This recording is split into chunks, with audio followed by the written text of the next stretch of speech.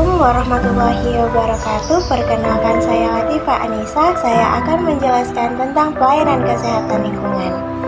Pelayanan kesehatan lingkungan merupakan suatu kegiatan atau serangkaian kegiatan yang ditujukan untuk mewujudkan kualitas hidup yang sehat, baik dari segi fisik, kimia, biologi, maupun sosial, guna untuk mencegah penularan penyakit dan atau gangguan kesehatan lingkungan yang diakibatkan oleh faktor resiko lingkungan. Pelaksanaan alur pelayanan kesehatan lingkungan di wilayah kerja Puskesmas terbagi tiga, yaitu yang pertama konseling, yang kedua inspeksi, dan yang ketiga yaitu intervensi. Konseling merupakan hubungan komunikasi antara tenaga kesehatan lingkungan dengan pasien guna untuk mengenali atau memecahkan masalah kesehatan lingkungan yang dihadapi oleh pasien. Pelaksanaan konseling biasanya disingkat dengan 17, sa salam dan sambut, t tanyakan, u uraikan, tu bantu, j jelaskan, dan u uraikan. Inilah cuplikan kegiatan konseling penyakit diare di Puskesmas.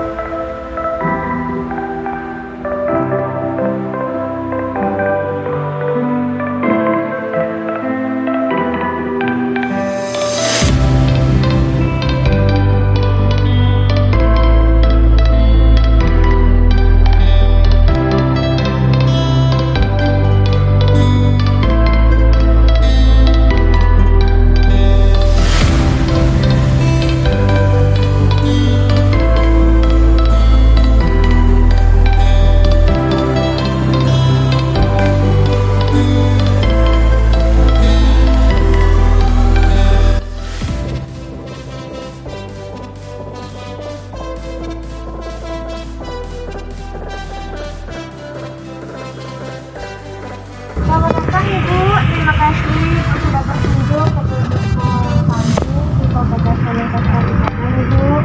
Kalau boleh saya tahu nama Ibu siapa ya Bu? Ibu Rema Bu. Boleh saya lihat surat keterangan dokternya Bu? Untuk iya Bu. Dari hasil pemeriksaan saya itu dari kabinet diare ya Bu. Iya Bu. Sebelum Ibu sakit, apakah ada Ibu makan atau minum sesuatu Bu? Ada Bu. Boleh saya tahu apa sih Bu? Kalau makanan saya makan sendiri, tetapi kalau misalkan minuman saya sering jajan di pinggir jalan Bu. Sebaiknya Ibu tidak membeli minuman di pinggir jalan ya Bu, karena minuman dari pinggir jalan belum tentu kebersihannya dengan tinggalnya ya Bu.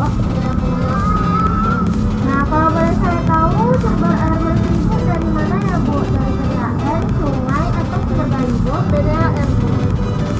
Kalau air minum Ibu berasal dari mana Bu? Dari air galon atau Bu? Saya masak sendiri, tetapi airnya kadang-kadang masak, kadang-kadang tidak Bu. Kalau dari saya, angka baiknya sebelum mengonsumsi air, terlebih dahulu dimasak dulu ya Bu, karena di dalam air yang tidak dimasak terdapat kuman atau bakteri E. coli yang dapat menyebabkan penyakit diare ya Bu. Nah, apakah air yang tidak dimasak sendiri itu disimpan di wadah yang tertutup Bu? Tidak Bu. Sebaiknya saran dari saya ya Bu, air yang sudah Ibu masak tersebut Ibu simpan di wadah yang bersih dan yang tertutup ya Bu, agar tidak dihirup lalat. Iya Bu. Nah, apakah di rumah Ibu ada jamban Bu? Ada Bu. Apakah ada kebiasaan keluarga Ibu untuk cuci tangan pakai sabun Bu? Kadang-kadang ada, kadang-kadang tidak. Sebaiknya cuci tangan pakai sabun setelah buang air besar dan buang air kecil ya Bu, untuk mencegah penularan penyakit seperti penyakit diare tersebut ya Bu. Iya Bu. Jadi dapat saya simpulkan dari hasil yang sudah saya tanyakan tadi adalah penyebab penyakit itu adalah perilaku yang tidak hygiene, karena salah satunya yaitu minuman Ibu yang tidak Ibu tutup dan dihirup lalat ya Bu. Kemudian saran dari saya untuk Ibu yang pertama yaitu jangan membeli makanan yang tidak sehat. Yang kedua, selalu cuci tangan pakai sabun ya Bu setelah buang air besar dan buang air kecil Bu. Nah, yang ketiga yaitu terapkan perilaku hidup sehat.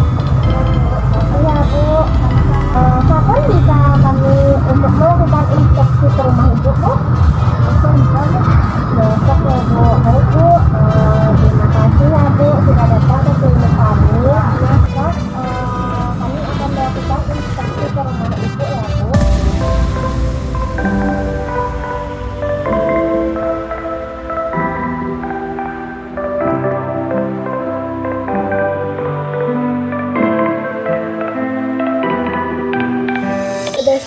hasil konseling yang telah dilakukan dapat disimpulkan bahwa penyebab penyakit diare ini adalah perilaku yang tidak hygiene.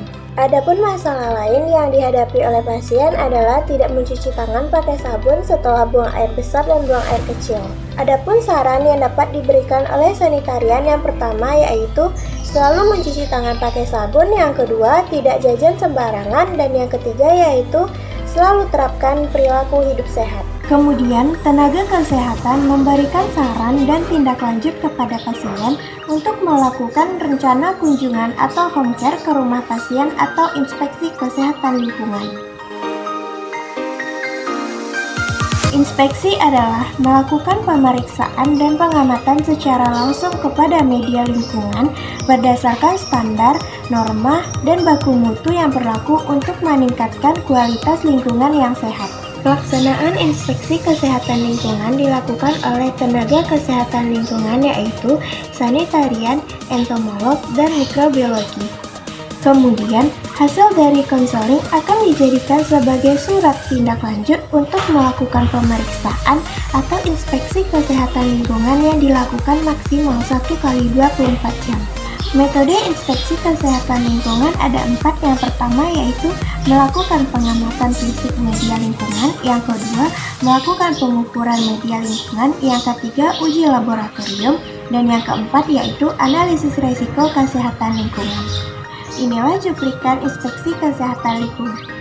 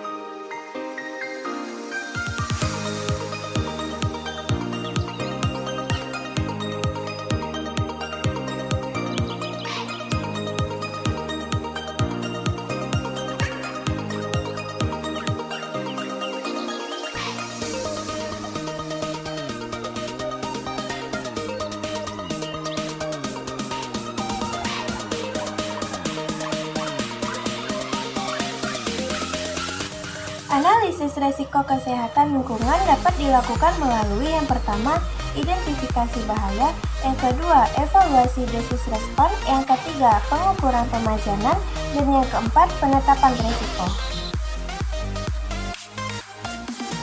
Berdasarkan hasil observasi yang telah dilakukan, dapat disimpulkan bahwa penyebab penyakit diare ini karena perilaku dan lingkungan yang tidak higien.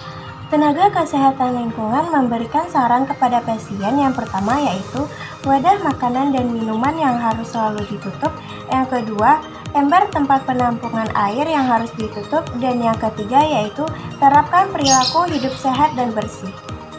Saran dan tindak lanjut yang kami lakukan agar mengurangi penyakit diare ini yaitu dengan melakukan edukasi, informasi, dan teknologi kesehatan lingkungan. Intervensi merupakan tindakan kesehatan, pengamanan, dan upaya pengendalian untuk mewujudkan kualitas lingkungan yang sehat baik dari segi fisik, kimia, biologi, maupun sosial. Di dalam intervensi ini dilakukan 4 langkah. Yang pertama, penyuluhan, yang kedua, perbaikan sarana dan pembangunan sarana, yang ketiga, pemanfaatan teknologi tepat guna, dan yang keempat, rekayasa lingkungan. Assalamualaikum warahmatullahi wabarakatuh. Apa kabar Bapak-bapak dan Ibu-ibu sekalian? Nah, di sini saya ada kesempatan untuk memberikan sedikit penyuluhan tentang diare. Apakah Bapak-bapak dan Ibu-ibu tahu apa itu diare? Nah, diare itu sendiri adalah penyakit yang disebabkan oleh virus, bakteri, dan parasit yang diakibatkan oleh perilaku yang tidak hygiene. Nah, perilaku seperti ini contohnya yang pertama, tidak mencuci tangan, yang kedua, buang air besar sembarangan, yang ketiga, tidak menutup makanan, yang keempat, tidak memasak air hingga mendidih, dan tidak menutup air dengan penutupnya. Nah, apakah bapak-bapak dan ibu-ibu tahu bagaimana bisa kita terkena penyakit diare? Nah, yang pertama itu karena virus, bakteri, dan parasit. Virus dan parasit ini bisa berasal dari lalat. Kenapa lalat bisa menghantarkan penyakit diare? Nah, itu karena disebabkan oleh lalat tersebut hidup di tempat yang kotor seperti di tempat sampah, di tempat yang berbau busuk. Lalat hidup dan berkembang biak di tempat yang kotor. Apabila lalat hinggap di makanan yang tidak kita tutup dan jika kita cerna, maka itulah yang akan menyebabkan penyakit diare. Kedua yaitu keracunan makanan. Keracunan makanan ini bersumber dari ketidakbersihan tangan, ketidakbersihan makanan. Apabila bapak-bapak dan ibu-ibu membeli makanan, maka cucilah tangan terlebih dahulu. Keracunan makanan ini juga disebabkan oleh bakteri yang masuk ke dalam tubuh kita, tentu saja bisa berasal dari lalat yang sudah hinggap di makanan kita tadi. Selain itu, keracunan makanan juga disebabkan oleh bahan kimia. Nah, apakah bapak-bapak dan ibu-ibu tahu apa saja gejala dan tanda-tanda yang sedang mengalami diare? Nah, yang pertama yaitu demam, yang kedua bubur terluka, yang ketiga berat badan menurun, yang keempat haus berlebihan, yang kelima bayi gelisah, dan yang keenam tinja encer. Nah, inilah tanda-tanda apabila bapak-bapak dan ibu-ibu sedang mengalami diare. Bapak-bapak dan ibu-ibu tidak perlu merasa khawatir karena penyakit diare ini bisa diobati. Nah, yang selanjutnya bagaimana cara mengobati penyakit diare? Nah, bapak-bapak dan ibu-ibu sekalian tidak perlu merasa khawatir. Yang harus bapak lakukan yang pertama yaitu meminum larutan Oralip. Yang kedua, bapak dan ibu bisa langsung berkunjung ke dokter untuk dilakukan pemeriksaan. Dan yang ketiga yaitu bapak-bapak dan ibu-ibu sekalian wajib memakan makanan yang bergizi. Nah, itulah yang dapat saya sampaikan. Semoga bapak-bapak dan ibu-ibu sekalian mengerti dengan apa yang sudah saya sampaikan tadi. Agar kita terhindar dari penyakit diare, maka mulailah dari sekarang untuk menerapkan perilaku hidup sehat dan bersih.